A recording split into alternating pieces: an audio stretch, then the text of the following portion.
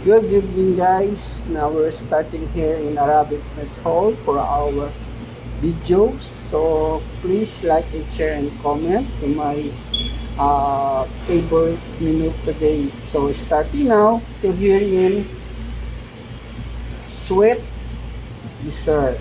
Yeah. So leche plants. Wow. Very caramel. Yeah. That is very nice and yummy, huh?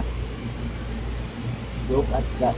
Okay, so the next one is uh, mixed vegetable, very fresh, and with the olive oil lemon for his sauce. Wow, nice.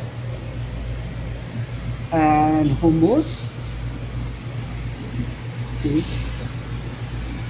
they are having a design for the hummus. So this is a good for kubus. Yes.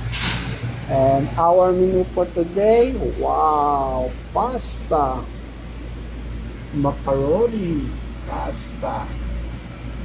So this is sweet and sour, the taste of this macaroni.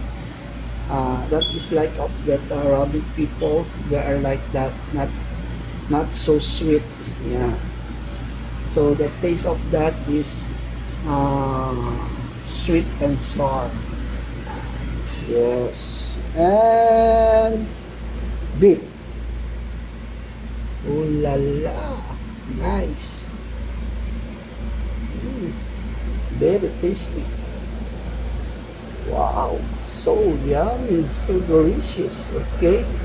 So the next one is potato chunks with eggs. Yeah. Potato chunks with eggs. Yeah. It's good for the kubus also. You can put inside the kubus and like spreads. Yeah, like spreads for the kubus. Okay guys, thank you for watching. I wish that you're happy for our menu for today here in Arabic. Thank you guys. Have a good day. Bye.